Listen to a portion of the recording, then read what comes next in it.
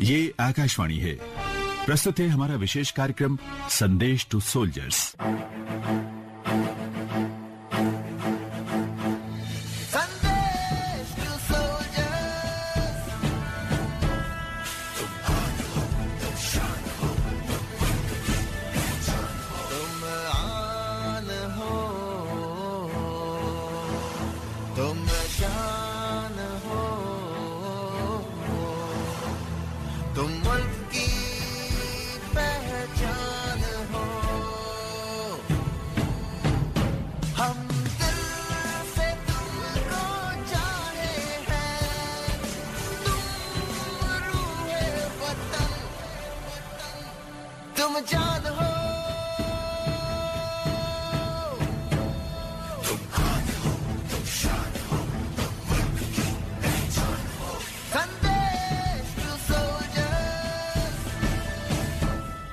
संदेश to soldiers. स्वागत है आप सभी का हमारे देश के वीर सैनिकों के जीवन संघर्ष और सफलताओं को आप तक पहुंचाते इस विशेष कार्यक्रम में। और ये प्रोग्राम और भी स्पेशल हो जाता है जब हमारे खास मेहमान इसमें उपस्थित होते हैं, जो अपने कीमती समय में से कुछ समय हमारे साथ बांटने के लिए निकालते हैं और अपनी लाइफ को, अपने लाइफ बैटल्स को, स्ट्रगल्स को और चैलेंजेस को हमारे साथ बांटते हैं, हमें उसके बारे में बताते हैं। भारतीय सेना की हम इस प्रोग्राम में बात करते हैं, उसकी अलग अलग शाखाओं की बात करते हैं, तो हम सभी जानते हैं कि भारतीय सेना न सिर्फ दुश्मनों से हमारी सरहदों की रक्षा करती है, बल्कि उसका एक हिस्सा AMC के नाम से जिसे हम जानते हैं, यानी कि आर्मी मेडिकल कोर, बिना किसी देरी के युद्ध के समय और सामान्य दिनों में सैन्य कर्मियों और उनके परिवारों को मेडिकल फैसिलिटीज भी उपलब्ध करवाती आई है। उनकी एक डेडिकेटेड मेडिकल टीम होती है जो तैनात रहती है 24 घंटे 7 दिन, साल के 365 दिन, बिल्कुल अपने आप को बैक फुट पर रखकर फ्रंट फुट पर अपने कर्तव्य को रखते हुए उन जितने भी परेशान लोग होते हैं, जिन्हें जरूरत होती है मेडिकल सुविधाओं की, उनकी मदद करने के लिए। और देश की सेवा में आर्मी मेडिकल कोर की बात करें तो उसकी भूमिका और उसका योगदान जो है वो अमूल्य माना गया है। और आज के हमारे इस प्रोग्राम की स्पेशल जो हमारी गेस्ट हैं, वो भी आर्मी में एक मेडिकल ऑफिसर के तौर पर तकरीबन 24 साल तक अपनी सेवाएं दे चुकी हैं। और बहुत खुशी है हमें आपको आज स्टूडियो में देखकर। आप हमारे साथ मौजूद हैं इस समय। सभी सुनने वालों को बता दूं, हमारे साथ एक सीनियर गायनोकोलॉजिस्ट, मिसेस इंडिया सब कॉन्टिनेंट 2024 और एक मोटिवेशनल स्पीकर मौजूद हैं, डॉक्टर कर्नल गुंजन मल्होत्रा। स्वागत है मैम आपका हमारे इस प्रोग्राम में, बहुत बहुत स्वागत है। थैंक यू सोनू, और आई एम हम्बल्ड, आपने इतना अच्छा मेरा डिस्क्रिप्शन दिया है और आपने आर्मी मेडिकल कोर का इतना बढ़िया डिस्क्रिप्शन दिया जी। जय हिंद दोस्तों, आप मौज में हैं क्योंकि आपके रक्षक फौज में हैं। बहुत बढ़िया। और फौज की जर्नी के बारे में अगर हम सोचें तो ये 24 साल कैसे बीत गए मैं बता नहीं सकती आपको। मैंने इतना सीखा फौज में, मैं पैदा हुई फौज में, मैं बड़ी हुई फौज में, और मैं फौज को इतना धन्यवाद देना चाहती हूँ कि मेरी ये पर्सनैलिटी जो आई, निखर के आई, वो फौज की वजह से आई। बिल्कुल। और मैं अपने सुनने वालों को बता दूं कि मैं तो इन्हें सामने साक्षात देख पा रही हूँ। तो ब्यूटी प्लस ब्रेन तो हम अक्सर सुनते आए हैं, लेकिन ये beauty plus brain plus bravery का ब्यूटीफुल कॉम्बिनेशन है, महिला सशक्तिकरण का उदाहरण है।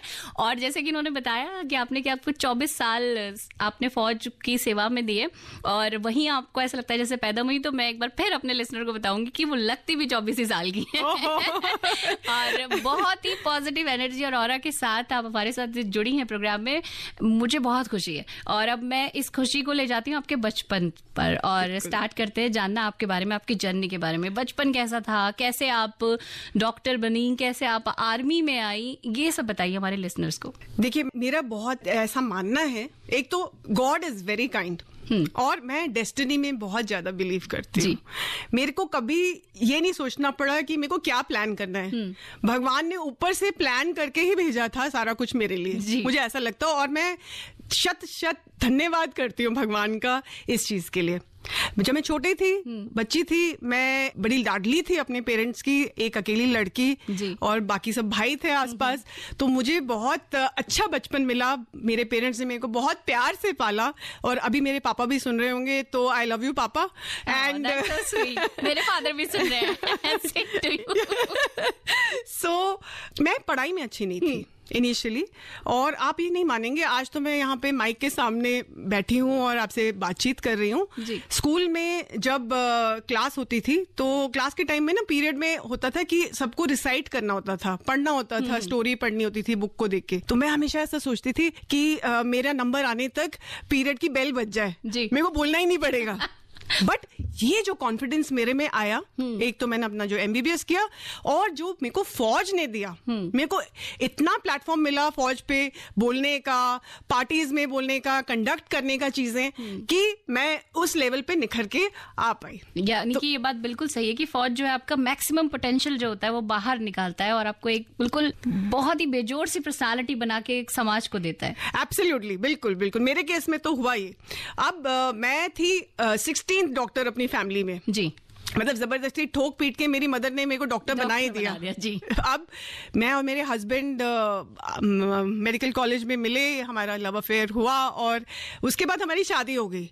अब 1 साल के बाद जब मैंने अपना JRship कर लिया, अब हम सोचने लगे हम करें क्या जी। तो उस टाइम पे शॉर्ट सर्विस के अभी भी आते होंगे, न्यूज़पेपर में एड्स निकलते थे एंड हम दोनों ने एक साथ भर दिया। और उसी दौरान मेरी सिस्टर इन लॉ जो थी वो फौज ज्वाइन कर चुकी थी, तो हम लोग गए मिलिट्री हॉस्पिटल रुड़की। और जब हम वहां गए, मैंने सबसे पहले उसको देखा, मैंने कभी उसको यूनिफॉर्म में देखा नहीं था, और जैसे ही मैंने उनको देखा मैंने कहा वाओ, यही है, ये है यूनिफॉर्म। और जैसे ही हम कैंट के अंदर गए तो वहां पे जो बाहर सिपाही थे उन्होंने खटाक करके एक सल्यूट मारा, जय हिंद मैडम। मैंने कहा मेरे को यही करना है। हाँ, क्या वो मोटिवेशन वहां से आया? बहुत। वो जो रिस्पेक्ट है, वो जो उनका कह सकते हैं उस समय का ऑरा जो आपको पसंद आया। एब्सोल्युटली। और दूसरा ड्रेस पसंद आई। तब तक मैं ऐसे ना, जैसे एक मूवी थी ऋतिक रोशन की, लक्ष्य जी, उसमें वो बहुत कूल सा बंदा था, उसको फर्क नहीं पड़ता था, बट जब उसने यूनिफॉर्म पहनी वो अलग ही निखर के आ गया। और मेरा भी ऐसे ही था, मेरे को था चलो यूनिफॉर्म पहनूंगी और बिल्कुल ग्लैमरस अच्छा लगेगा, सब कुछ है, बट ये यूनिफॉर्म पहनते ही मैं चेंज हो गई। मेरे अंदर एक अलग सा जज्बा आ गया, मुझे लगा कि यार देश ही देश है, मैं जो कर सकती हूँ अपने देश के लिए मैं करूंगी वो। बिल्कुल, बहुत बहुत बढ़िया बात। और अब यूनिफॉर्म तो आपने पहन ली, आप ट्रेनिंग के बारे में बताइए कि ट्रेनिंग किस तरह से, क्योंकि जैसे आम लोगों का परसेप्शन है, या फिर मेरा भी आपसे मिलने से पहले तक उतनी मुझे अगर जानकारी नहीं थी, जब मैंने आपसे पूछा कि क्या आर्मी डॉक्टर्स की ट्रेनिंग भी आर्मी के दूसरे जवानों की तरह ही होती है, तो उसके बारे में जो आपने मुझे बताया हमारे लिसनर्स को भी बताइए कि आपको भी बिल्कुल उसी तरह से अच्छी तरह से ट्रेन किया गया है और सब कुछ सिखाया गया है। मेरे साथ बचपन में हुआ था कि ठोक पीट के मुझे डॉक्टर बनाया गया और फिर ठोक पीट के मेरे को आर्मी ऑफिसर बनाया गया। तो ये ट्रेनिंग बहुत जरूरी है। मेरा तो मानना ये है कि हर बच्चे को एक बार वो स्कूल से निकल जाए तो कम से कम 3 साल से 5 साल की फौज की ट्रेनिंग तो मिलनी ही चाहिए। और हमारे लखनऊ में हमारे बेसिक कोर्स होते हैं जहां पे हमें बताया जाता है, बॉर्डर्स के बारे में बताया जाता है, हमें वॉर्स के बारे में बताया जाता है, हम सब कुछ सीखते हैं। आप डॉक्टरी की जो टेक्निकल नॉलेज है वो एक तरफ है, बट जो ये वाली नॉलेज है ये बहुत इंपॉर्टेंट है। और इन दोनों को जब एमलगमेट कर दिया जाता है या एक साथ यूज किया जाता है तो वो कितना प्रोडक्टिव होता है हमारी सोसाइटी के लिए, हमारे फौज में रहने वाले जितने भी हम ऑफिसर्स हैं या जवान हैं, आई थिंक बहुत जरूरी है। बिल्कुल। और यही नहीं, आपकी फिटनेस का जो ध्यान रखा जाता है फौज में कि आप 5 किलोमीटर भाग रहे हो, आप राइफल उठा के भाग रहे हो और आप शूटिंग कर रहे हो, ये सब चीजें कहीं और नहीं मिल सकती। जी, यानी कि हम कह सकते हैं कि वैसे भी बहुत चैलेंजेस हैं डॉक्टर्स की लाइफ में, वो बहुत मेहनत करते हैं, बहुत डेडिकेटेड रहते हैं, लेकिन फिर भी एक जो सिविलियन डॉक्टर है उससे आर्मी डॉक्टर की जिंदगी थोड़ी सी अलग है। मुझे लगता है कि जब आपको ठोका और पीटा जाता है ना तो आप एक अलग से स्ट्रॉन्ग पर्सनालिटी निकलते हो, आप अपने 2.0 वर्जन निकलते हो, एंड फौज आपको ऐसा बना देती है। बिल्कुल बनाती है। और इसी तरह से आप भी वहां से उभर कर बिल्कुल निखर कर सामने आई। तो पहली पोस्टिंग कहाँ हुई, फिर कैसे स्टार्ट हुआ? मेरी जो पहली पोस्टिंग थी वो ईस्ट में हुई थी। आई डोंट नो कितने लोगों को पता होगा इसके बारे में, दिनजान करके एक जगह है, वहां मैं पोस्ट हुई थी। और हम दोनों, मैं और मेरे हस्बैंड जो है एक साथ, it was like a honeymoon posting, but actually not a honeymoon posting. कोई हार्ड एरिया में आता है? इट वाज हाँ, ऑलमोस्ट लाइक ईस्टर्न बॉर्डर आप समझ लो, उस साइड पे है। तो मैं मिलिट्री हॉस्पिटल में, बट मेरे हस्बैंड को भेजा जाता था ऑन टेम्परेरी ड्यूटी। तो इनिशियली तो मेरे को बड़ा दुख होता था, बट धीरे धीरे आप फौज से अब मैं सिर्फ एक ऑफिसर नहीं थी, एक लेडी वाइफ भी थी।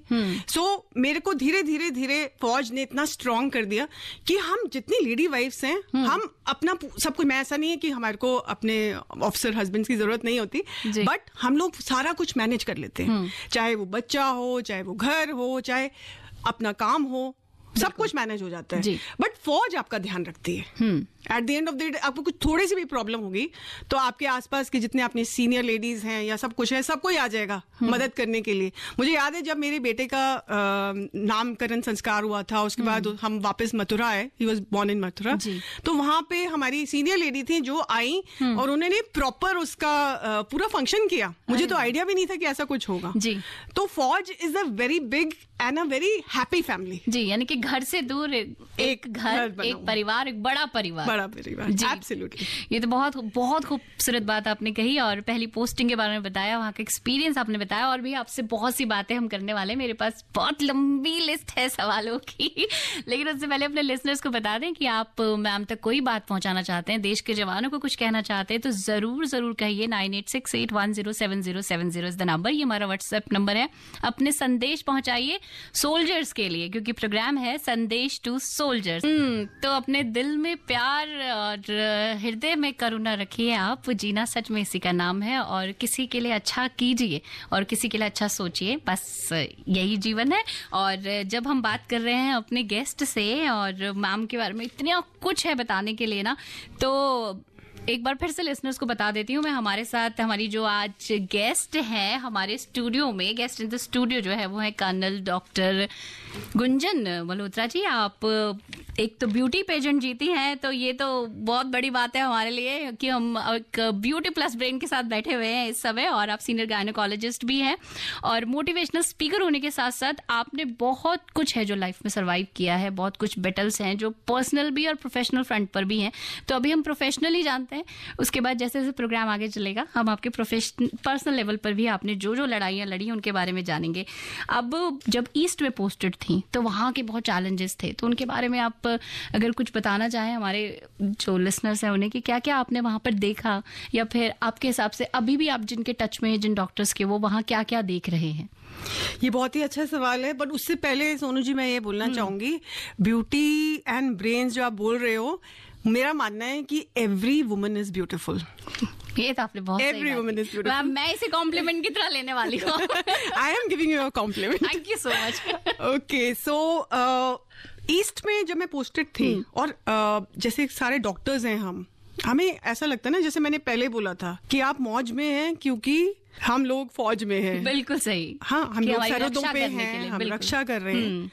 एज अ गायनेकोलॉजिस्ट अगर आप माने तो हम फैमिलीज को देखते हैं ज्यादातर, तो हम लोगों को टेम्परेरी ड्यूटीज पे जाना पड़ता है, बहुत ही डिफिकल्ट टेरेन्स में, जैसे कि I don't know how many people know टांगा वैली, एंड उसी तरह से बहुत सारे अलग अलग ट्रेन्स हैं। तो मेरा ऐसा एक्सपीरियंस रहा कि मैं एक बार टेम्परेरी ड्यूटी में से गई थी, तेजपुर में पोस्टेड थी as a freshly graded specialist, मतलब गायनेकोलॉजिस्ट बन के, और बिल्कुल जोश वाली। सो वहां पर हमारे पास जो पेशेंट्स आते थे वो सिर्फ फौज के नहीं होते थे जी, वो दूर दराज इलाकों में जिन लोगों को प्रॉब्लम्स होती थी, जो बहुत ज्यादा बीमार होते थे, वहां पे मेडिकल फैसिलिटीज नहीं है। तो हम as army doctors, as army medical corps, ये जो दायित्व है ये हमने उठाया हुआ है, हम सारे लोगों की ट्रीटमेंट कर रहे हैं वहां पे जी। तो मेरे पास आई रिमेम्बर कि बहुत पुरानी बात है, ये ऑलमोस्ट 10-12 साल की बात है, एक 19 साल की लड़की आई थी जो कि शॉक में थी। उसको एक्टोपिक प्रेगनेंसी थी, यानी ट्यूबल प्रेगनेंसी थी। ट्यूबल प्रेगनेंसी अगर बर्स्ट हो जाती है तो उसमें ब्लीडिंग हो जाती है और पेशेंट मर सकती है।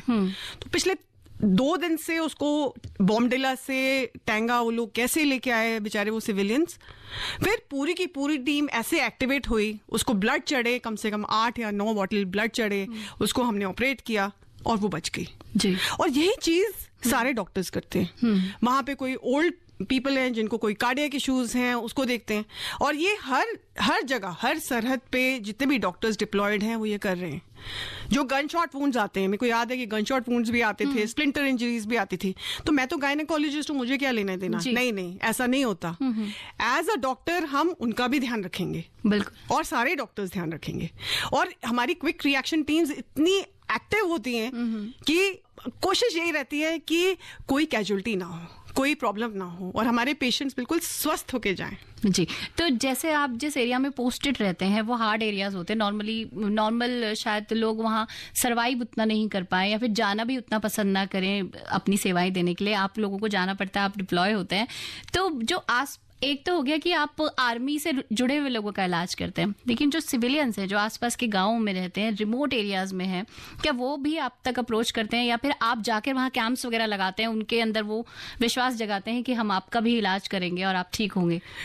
टाइम टू टाइम कैंप्स लगते हैं, जैसे कारगिल दिवस हो गया या कोई भी दिवस होते हैं, उनमें डेफिनेटली कैंप्स लगते हैं। जो मेडिकल अवेयरनेस है या हेल्थ अवेयरनेस, वो डेफिनेटली फैलाई जाती है। जहां पे डॉक्टर्स नहीं है, बहुत दूर दराज के इलाके, वहां पे आर्मी अपना काम कर रही है। एज डॉक्टर्स, एज प्रोफेशनल्स वो काम चल रहा है। तो मेरा तो बहुत ही अच्छा एक्सपीरियंस रहा एज अ डॉक्टर। बट जहां आप कह रहे हो कि दूर दराज और कठिन इलाके, हम लोग फौजी मानते हैं कि जंगल में मंगल करो। सो हम लोगों का एटीट्यूड ऐसा रहता है कि जहां पे भी हो खुश रहो जी। आप किसी भी फौजी से मिलोगे वो खुश रहते हैं। और इसीलिए मैं मेरी जो यंग लड़कियां हैं स्पेशली उनसे गुजारिश करना चाहूंगी कि डेफिनेटली शॉर्ट सर्विस ज्वाइन करिए। जी बिल्कुल, खुश अगर आपको रहना है ना हर मोमेंट पे, लाइफ के हर उतार चढ़ाव में, तो आपको जरूर, अगर आप कैपेबल हैं तो आपको ज्वाइन करना चाहिए। Absolutely. अच्छा, कितने साल रहे आप वहां पर, और फिर उसके बाद दूसरी जगह जब आप जाना हुआ तो वहां का एक्सपीरियंस कैसा रहा? देखिए, फौजियों की एक हैबिट बन जाती है कि हर 3 साल में हम मूव करते हैं। अब जैसे मैं फौज से निकली हूँ तो अभी मेरे को निकले हुए 1 साल हो गया, पर मेरे को लगता है 2 साल बाद मुझे लगेगा मैं मूव करूंगा।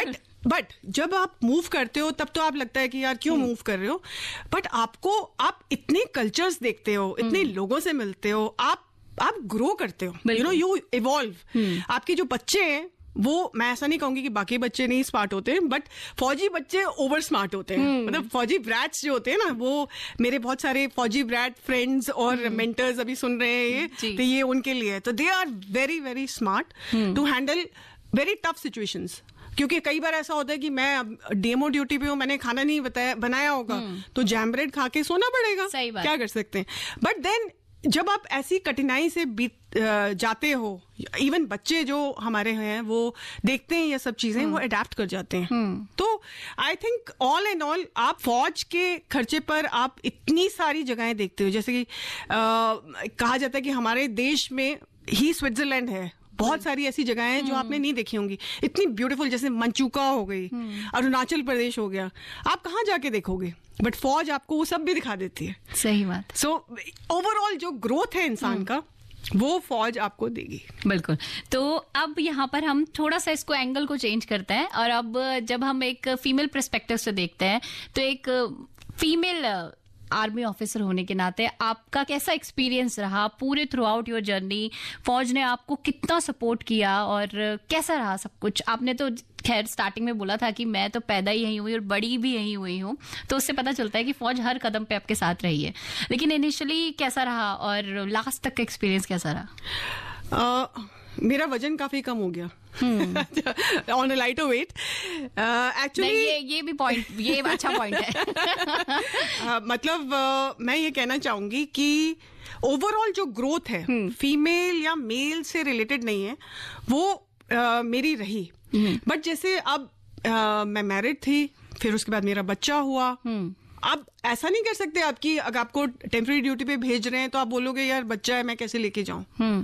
तो बच्चा भी जाएगा, तो मेड भी जाएगी, सब कुछ जाएगा। बट फौज का जो अरेंजमेंट होगा वहां पे, जो मेस का अरेंजमेंट होगा या रहने का खाने पीने का अरेंजमेंट होगा, जहां पे भी आप जाओ, जैसे मैं शिलोंग टीडी करी 2 बार, तो वो अरेंजमेंट जो होगा वो बहुत ही अच्छा होगा। वो आपका ध्यान रखेगी फौज कि इसको कोई प्रॉब्लम ना हो। मुझे याद है कि जब मैं अपने बच्चे को फीड करती होती थी, ब्रेस्ट फीडिंग, छोटा बच्चा था, तो I could get my kid to the DMO room कि आप आराम से फीड कर लो और फिर जाके वापस अपने पेशेंट्स देख लो। तो सब कंसिडरेट होते हैं। कई बार लोग बोलते हैं कि लेडीज को जेंडर बायसेस होता है, बट फौज में ऐसा नहीं है। फौज ने मेरे को मेरी पहचान दी, मेरे को टेक्निकली स्किल किया। मैंने अपनी पीजी भी फौज से करी। मैं आपको बताती हूँ, जब मैं कैप्टन थी, मैं कसौली में पोस्टेड थी और ये मेरा 3rd ईयर था कि हमारे को 3 चांसेस मिलती हैं अपना पीजी करने के लिए। और मेरे जो वहाँ पे कमांडिंग ऑफिसर थे, अगर सर सुन रहे होंगे तो पंत सर, ये आपके लिए thank you so much. Pant sir ने देखा कि इसके 3 महीने रह गए हैं, अगर ये पढ़ लेगी, उनको शायद लगा कि मैं बहुत इंटेलिजेंट हूँ जो अब है। तो उन्होंने मेरे को बोला, अब तुम सिर्फ यहाँ बैठ के पढ़ाई करोगी। तो मेरी तो मतलब शामत ही आ गई। तो मैं फैमिली वार्ड में बैठती थी, मेरे को गायनेकोलॉजिस्ट बनना था। तो सर जब राउंड पे शाम को आते थे और मैं नहीं दिखती थी वहां बैठी हुई, तो ड्यूटी क्लर्क मेरे को फोन करता, मैम जाके पढ़ाई करो। अच्छा। मैं अगर अपनी पीजी करी तो thanks to Pant sir and of course family members and everybody. But फौज आपका ध्यान रखती है, फौज हर हाल में आपका ध्यान रखती है। मैंने अपनी पीजी करी, उसके बाद अब मैं जब आरएनआर में पोस्ट हुई, army hospital, towards my end of my, मैं एक जने का नाम जो मैं जरूर लेना चाहूंगी, कर्नल टांगरी, जो कि मेरे मेंटर रहे हैं सालों से। तो सर के अंदर मैंने इतनी सर्जरी सीखी ऑन्कोगाइनी की। तो मेरा कहने का मतलब है कि फौज आपको निखार देगी, बस शर्त ये है कि आप अपना ऑनेस्ट बेस्ट दो, 100% अपना सिंसियर बेस्ट दो। बिल्कुल बिल्कुल सही कहा आपने। And it is not about gender biases at all. Women are doing fantastic in फौज। बिल्कुल। और जब सपोर्ट की बात हुई है, अभी आपने आर्मी का सपोर्ट बताया, लेकिन उसके बीच में आपने बोला फैमिली का सपोर्ट भी रहा। तो फैमिली सपोर्ट के बारे में थोड़ा सा और डिटेल में बताइए कि कैसे फैमिली ने सपोर्ट किया। हालांकि सभी की फैमिली सपोर्ट करती है, और जब आप आर्मी में होते हैं तो अब ज्यादा सपोर्टिव हो जाती है फैमिली। एक बैटल आपके सामने होती है, एक बैटल उनके सामने होती है, उनको सब कुछ खुद से मैनेज करना होता है क्योंकि आपकी अवेलेबिलिटी कम होती है। मेरे को याद है जब मेरा पोस्ट ग्रेजुएशन चल रहा था और मैंने एफएमसी पुणे से किया था, तो माना जाता है कि गायनी और मतलब ऑब्स्टेट्रिक्स एंड गायनी, यानी मेरा फील्ड, और मेडिसिन की जो पीजी है एफएमसी में सबसे टफ होती है। अगर आपने पहले 6 महीने निकाल लिए तो आप बाकी का कोर्स निकाल लोगे, और वो जरूरत भी है। मतलब मैं ऐसा नहीं कह रही कि ये बहुत टफ है, बट हाँ वो जरूरत भी है। तो उस टाइम पे मेरा बेटा छोटा था जी। तो वन फाइन डे मेरी मदर जो है, जो we lost her 2 months back, वो शी फ्लू। पहले तो मेरे को ठोक पीट के बजा के उन्होंने डॉक्टर बनाया, और अब वो मेरे बेटे को लेके गई। कहती है अब तू अपनी पढ़ाई कर, यू हैव टू स्टडी, तेरे को गायनेकोलॉजिस्ट बनना है और मैं ध्यान रखूंगी। उसी तरह से जब मैं फॉरेन मिशन में पोस्टेड थी तो मेरे हस्बैंड ने मेरे बेटे का ध्यान रखा थ्रू आउट।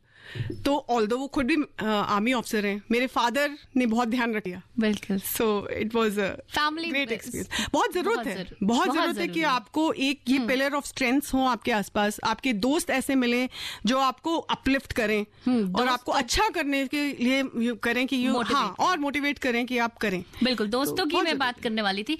दोस्त आपके वैसे भी रहे होंगे, आपने जब अपना MBBS किया, लेकिन उसके बाद जब आप जैसे आर्मी की तरफ आई तो वहां पे जो आपकी दोस्ती बनी, दोस्त बने, वो फ्रेंडशिप्स अभी तक है? हाँ बिल्कुल, अभी तक है। कई बार ना आप जो आपकी रोजमर्रा की जिंदगी है उसमें आपके पास टाइम नहीं होता, बट हम वहीं से शुरू वापस करते हैं जहां हमने छोड़ा होता है जी। तो वो दोस्त जो हैं वो हमेशा रहेंगे, वो सारी मेमोरीज हमेशा रहेंगी। कह सकते हैं कि फौज की दोस्ती जो होती है फौज की तरह ही मजबूत होती है। Absolutely. हमेशा रहती है और हर ऑड्स में आपके लाइफ के वो आपके साथ रहती है। और जब हम अब लाइफ के बारे में बात करते हैं आपकी, कि लाइफ देखिए प्रोफेशनल फ्रंट पे तो चैलेंजेस थे ही, पर्सनल फ्रंट पे भी चैलेंज आए जब आप फैमिली को, क्योंकि नर्चर करने का जो जितनी भी रिस्पॉन्सिबिलिटी होती है, हम भले ही वो बटी हुई होती है सब में, लेकिन वो विमेन पे ज्यादा होती है। तो उसको आपने कैसे बैलेंस किया? फिर जब बीच में आपके जब बेटे बड़े हुए तो उनकी तबीयत में भी परेशानी आने लगी, तो वो सब आपने कैसे मैनेज किया अपने काम के साथ साथ? आज भी जब मैं उस टाइम के बारे में सोचती हूँ तो मेरे रोंगटे खड़े हो जाते हैं। और मैं सिर्फ इतना ही बोलूंगी, गॉड इज काइंड। और मेरे को एक ही वर्ड आता है, that is gratitude. Thank God. Basically जब मेरा बेटा 10 साल का हो गया, उस टाइम पे हम लोग मेरठ में पोस्टेड थे, मैं गायनेकोलॉजिस्ट बन चुकी थी। तो suddenly he started bed wetting, और बेड वेटिंग करते करते 10 दिन हो गए, उसके एकदम बर्थडे के बाद वो स्टार्ट हुई चीज जी।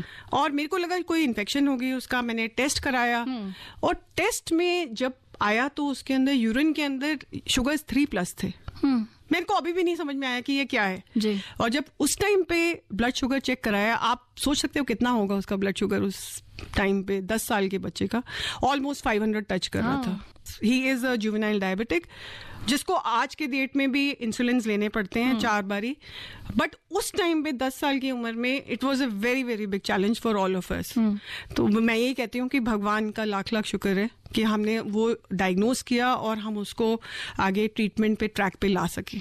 और उस टाइम पे मैं ये जरूर बोलना चाहूंगी कि जब मैं उसको प्रिक करती थी, ये मैं अपने लिसनर्स को बिल्कुल समझाना चाहूंगी कि जब मैं प्रिक करती थी, उसका ब्लड शुगर देखती थी, तो मैं बोलती थी हे भगवान इसकी बीमारी मुझे दे दो। और मैंने लिटरली अपना कैंसर लेटर ऑन मैनिफेस्ट किया। प्लीज अपनी लाइफ में कभी ऐसी मैनिफेस्टेशन मत रखिए। अच्छा सोचिए, अच्छा करिए, सिंसियर रहिए और लाइफ इज गुड। आप जिंदा हैं, वो इम्पोर्टेंट है। बहुत अच्छी बात आपने कही कि आप जिंदा हैं, वो इम्पोर्टेंट है। और बिल्कुल कहते कहते इन्होंने वो भी बताया जो इन्होंने आगे चलकर फेस किया लेटर ऑन, जो आगे के ईयर्स थे उनमें, जब सब कुछ ठीक चलते चलते फिर एक टाइम आया जब पता चला कैंसर का। इसके बारे में भी हमारे लिसनर्स को जरूर बताएंगी मैम, और कैसे उन्होंने इस बैटल को भी फाइट किया बिल्कुल और उभर कर सामने आई। फिलहाल आपको एक बार फिर से याद दिला दूं, आप सुन रहे हैं संदेश टू सोल्जर्स। मैं हूं आपके साथ सोनू भट्ट और आपके मैसेजेस मुझ तक पहुंच रहे हैं जो कि मैं कुछ ही देर में लेने वाली हूं।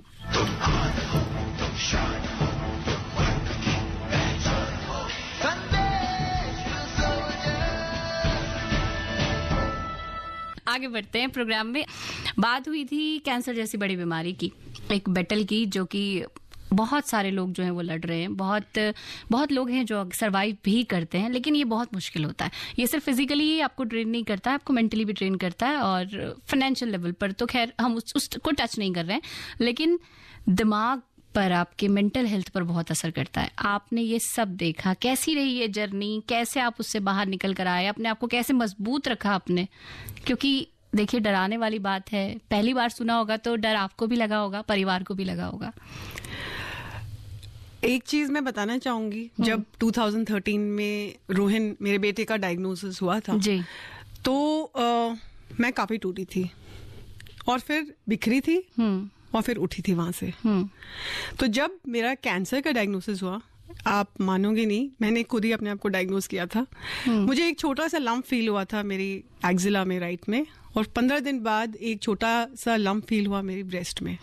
मुझे पता था बॉस ये तो कुछ गड़बड़ कुछ तो है जी। तो जब हम army hospital research and referral गए, जो कि हमारा सबसे बड़ा हॉस्पिटल है आर्मी का जी, तो इमीडिएटली उन्होंने मेरे सारे टेस्ट करे and it turned out to be cancer. तो मुझे ये तो था कि कैंसर है, डर तो था, डेफिनेटली डर था, पर मुझे ये था कि मेरे को ना इससे लड़ना पड़ेगा। अभी थोड़ी देर पहले आप ये बोल रहे थे कि ऐसा क्या करना चाहिए, क्या मोटिवेशन होनी चाहिए। मोटिवेशन वगैरह कुछ नहीं होता, इट इज जो भी है आपके दिमाग के अंदर है। बिल्कुल, अगर आप अपने मेंटल स्टेट को स्टेबल रख सकते हैं तो आप कुछ भी अचीव कर सकते हैं। आप ठीक मैनिफेस्ट करते हैं अपनी लाइफ में चीजों को, आप किसी भी लेवल तक पहुंच सकते हैं। तो जब ये कैंसर की बात हुई तो यस ऑफ कोर्स मुझे बहुत सारे चैलेंजेस फेस करने पड़े कैंसर के टाइम पे। सबसे बड़ा चैलेंज यही था कि ये 8 महीने का जो ट्रीटमेंट है कैसे चलेगा। और अगर हम मॉनेटरीली भी बात करें, अगेन मैं आर्मी को तहे दिल से शुक्रिया अदा करना चाहूंगी, क्योंकि मेरे को एक पैसा नहीं खर्च करना पड़ा। फ्रॉम माई ट्रीटमेंट, मेरे सर्जरी से लेकर, मेरे कीमो से लेकर, रेडियोथेरेपी जो कि मैक्स में हुई, बट मेरे को विद इन अ मंथ वो रिइम्बर्स हो गए पैसे। तो फौज ने मेरा इतना ध्यान रखा। एक टाइम होता था, मैं जैसे आपको बता रही थी, डेस्टिनी में मैं बहुत बिलीव करती हूँ। एक टाइम होता था आज से 5 साल पहले, जब मेरे को कैंसर नहीं हुआ था, उससे भी पहले 3 साल पहले, मैं सोचती थी मैं फौज छोड़ दूंगी, बस हो गया, बहुत हो गया, क्योंकि ऐसा लगता था कि बस अब नहीं कर सकते।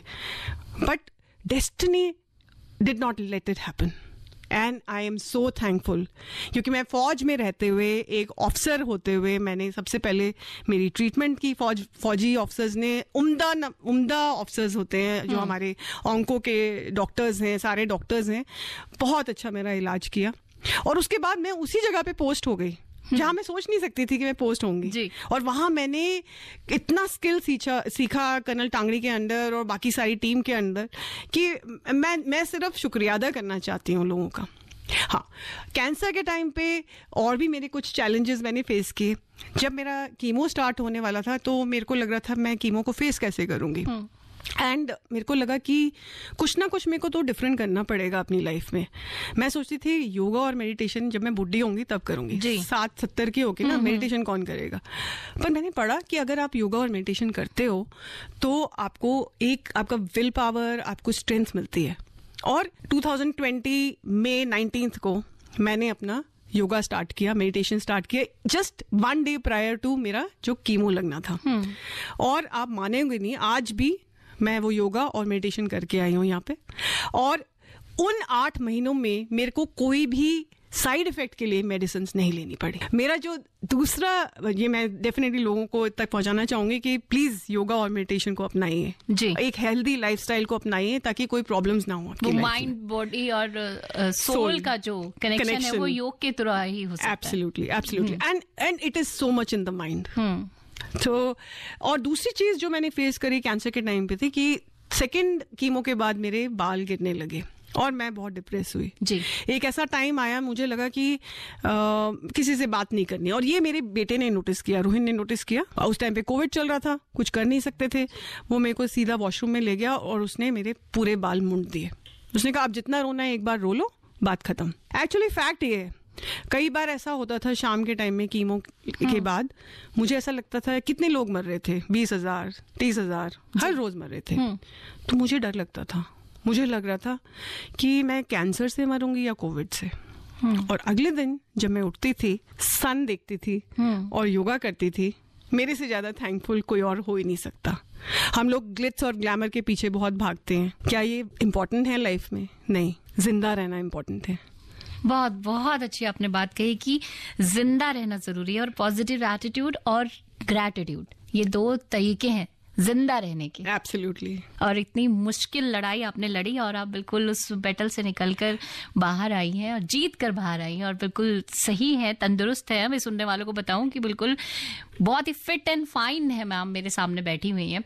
तो ये तो वो दौर था जब तकलीफें ज्यादा थी, फिर आपने उस दौर को भी बिल्कुल चैलेंज की तरह लिया, एक आर्मी ऑफिसर की तरह ही, और वहां से निकले। फिर आगे जो सफर बढ़ा उसके बारे में बताइए, कैसे आपने दोबारा से ज्वाइन किया, फिर क्या एक्सपीरियंस रहा आपका? अभी जब मैंने ज्वाइन किया मैं बड़ी खुश थी कि ये 8-9 महीने निकल गए और कुछ ज्यादा प्रॉब्लम नहीं हुई। बट अब मेरे को स्लीपलेस नाइट्स हो रही थी कि अब मैं काम कैसे करूंगी, 10 महीने से तो कुछ किया नहीं जी। तो तब मैंने कर्नल टांगड़ी को बोला कि सर, और मैं भी डॉज कर रही थी कि चलो काम नहीं करना पड़ेगा, पोस्ट कैंसर है, ठीक है चलेगा।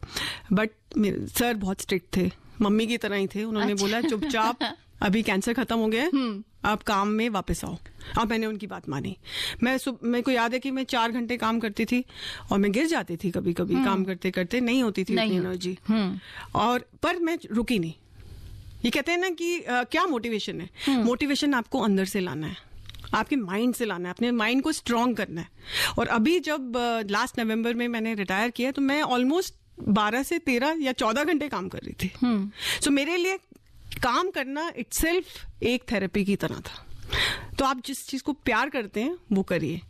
आप फौजी हैं, फौजी की तरह हमेशा डटे रहिए, करते रहिए, कीप मूविंग। बिल्कुल सही कहा हर सिचुएशन में।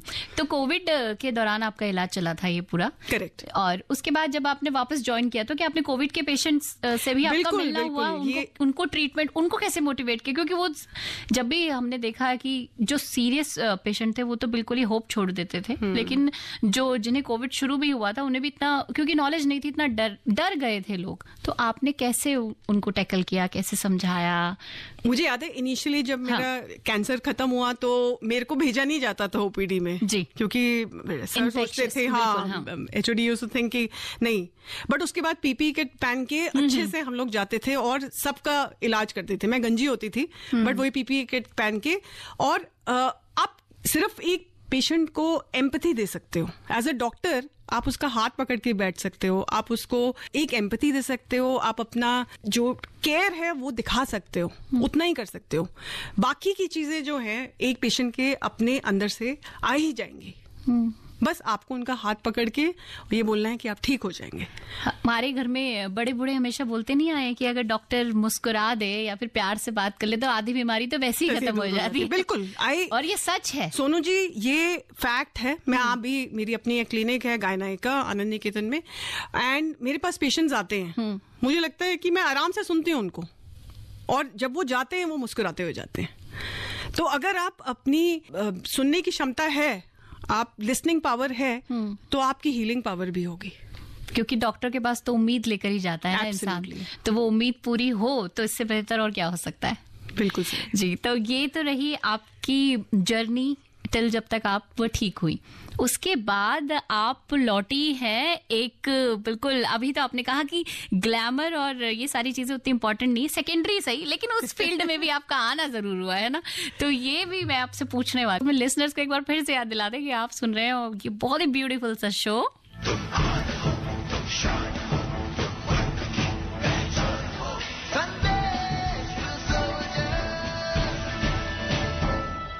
संदेश टू सोल्जर सुन रहे हैं आप। और मैम हमें इतनी सारी बातें बता रही हैं कि मन करता है ये भी पूछ लें इनसे, ये भी पूछ लें, सब पूछ लें आज, ताकि इनके पास जितना पिटारा है ना उसमें से जितना हम कोशिश कर सके अपने इस गागर को भरने की। इनके पास सागर है। मैं खुद भी बोलने में उत्सुक हूँ, मेरे को सब कुछ बताना है।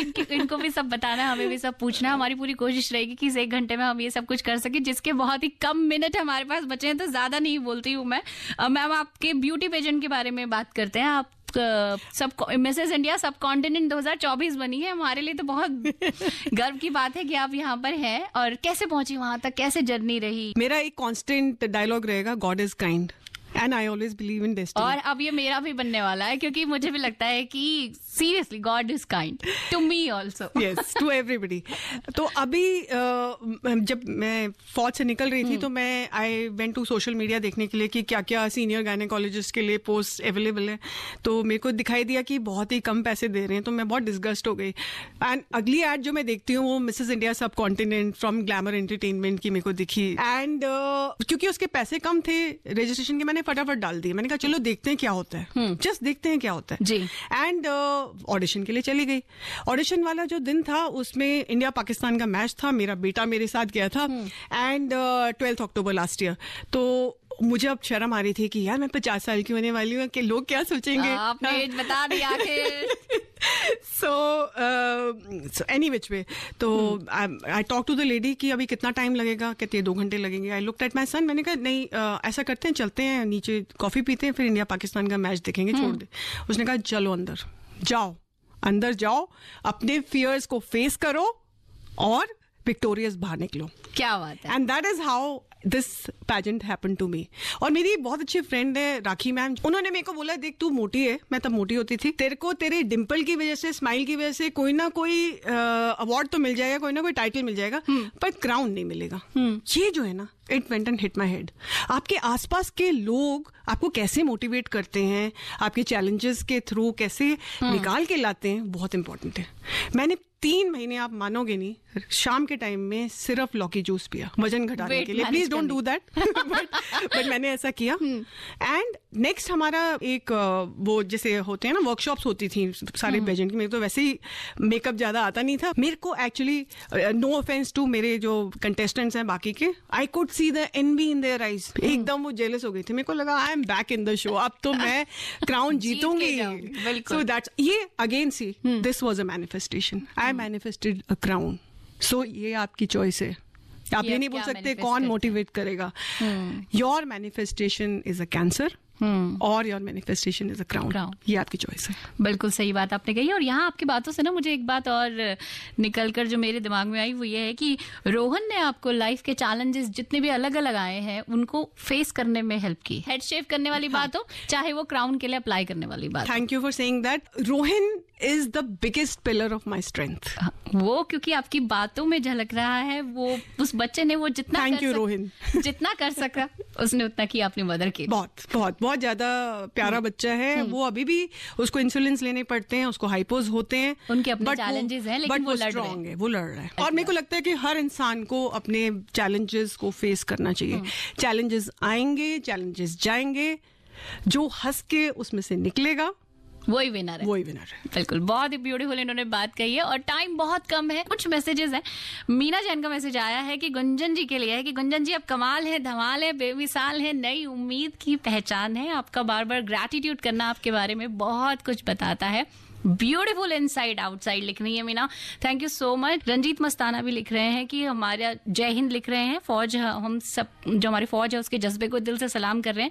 आप जैसे लोगों की वजह से हम सब अपने आप को सुरक्षित महसूस कर रहे हैं, ऐसा लिख रहे हैं। बहुत से मैसेजेस हैं मेरे पास जो कि सल्यूट कर रहे हैं हमारे सभी जवानों को, सोल्जर्स को। जय हिंद डॉक्टर साहिबा लिख रहे हैं, जो शब्द आप ठोक पीट कर बोली है ये बातें मैं अपनी बेटी को भी बोलता हूँ, इन्होंने कहा है। और ये है बी के दत्त, और ये लिख रहे हैं इनके बहुत मजबूती के साथ मैंने अपनी बेटी को बड़ा किया है और वो एनसीसी कर रही है। कितनी बढ़िया बात है ना। ये शबनम है, पी के दत्त कॉलोनी से ये लिख रही हैं, बहुत बढ़िया आप काम कर रही हैं, अपनी बेटियों को मजबूत बनाना भी चाहिए। चलिए, बहुत सारे मैसेजेस हैं, मैं समय कम है, मैम से भी उनका मैसेज लेना है। आप सबका बहुत बहुत धन्यवाद कि आपने मैसेज पहुंचाए हम तक। अब मैम आपके संदेश के बारे क्या कहना चाहेंगी? इतने सारे लिसनर्स हैं और खासतौर पर जो लड़कियां सुन रही हैं। सबसे पहले मैं लिसनर्स का तहे दिल से शुक्रिया अदा करना चाहूंगी कि आप लोग सुन रहे हो, और लड़कियों को खासकर मैं ये बोलना चाहूंगी, जो यंग लड़कियां हैं, फौज ज्वाइन करो भाई, करो ज्वाइन। आपकी ऐसी पर्सनालिटी निखरेगी कि आपको समझ में नहीं आएगा, you will be 2.0 versions of yourself. और मैं ये बोलना चाहूंगी कि हर फौजी के दिल से एक ही आवाज निकलती है, मैं मरते दम तक तुझसे प्यार जताऊंगा, ऐ भारत माँ एक दिन मैं तेरी मिट्टी में मिल जाऊंगा। क्या बात है, बहुत बहुत खूबसूरत आपने बात कही, और यही जज्बा हर फौजी के दिल में होता है। अब क्योंकि आपने बोला कि फीमेल के लिए, तो आपने स्पेशली बोल दिया कि आइए फौज ज्वाइन कीजिए, क्योंकि खुश रहना है तो फौज में आइए। फौज आपको ठोक पीट कर एक अच्छा इंसान बना देगी, एक मजबूत ऑफिसर बना देगी। लेकिन इसी के साथ ही साथ आप बहुत सारे अवेयरनेस प्रोग्राम्स वगैरह से भी जुड़ी हैं। आपकी कोशिश रहती है कि लोगों तक अवेयरनेस पहुंचाई जा सके मेडिकल टर्म्स में को लेकर, तो उसके लिए क्या कहना चाहेंगी? या फिर जो किसी बीमारी से जूझ रहा है और डर गया है, उसको क्या कहेंगे? उसके लिए क्या मैसेज है? उसके लिए मैं यही बोलूंगी कि डरो मत, ये सब कुछ आपके दिमाग के अंदर है। बहुत सारी बीमारी दिमाग में होती है, तो अपने माइंड को स्ट्रांग रखो और कीप मूविंग। जैसे अगर मैं आज भी कुछ कर रही हूँ, मैं हेल्थ अवेयरनेस फैला रही हूँ या मैं कैंसर अवेयरनेस कर रही हूँ, आई कीप मूविंग, मैं रुकती नहीं हूँ। मैं दिन में अगर 24 घंटे हैं तो मैं 24 घंटे में से सिर्फ सोने का टाइम होता है जब मैं सो रही होती हूँ, बट मैं कुछ ना कुछ कर रही होती हूँ। और आपको पता है, गिविंग में सबसे ज्यादा सुकून है।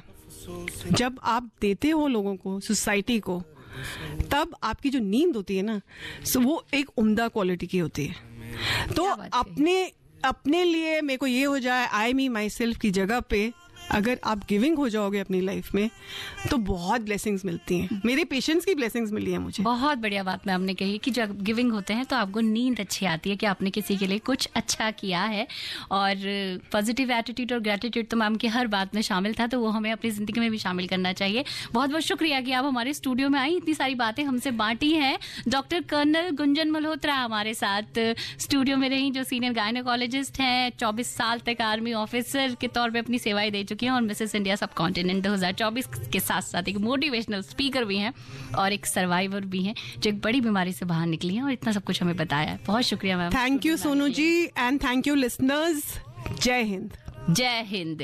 इसी के साथ आप सभी का बहुत बहुत शुक्रिया कि आप जुड़े संदेश टू सोल्जर्स के साथ। मुझे यानी सोनू को दीजिए इजाजत। इस कार्यक्रम की प्रस्तुतकर्ता थी प्रभा कुमार।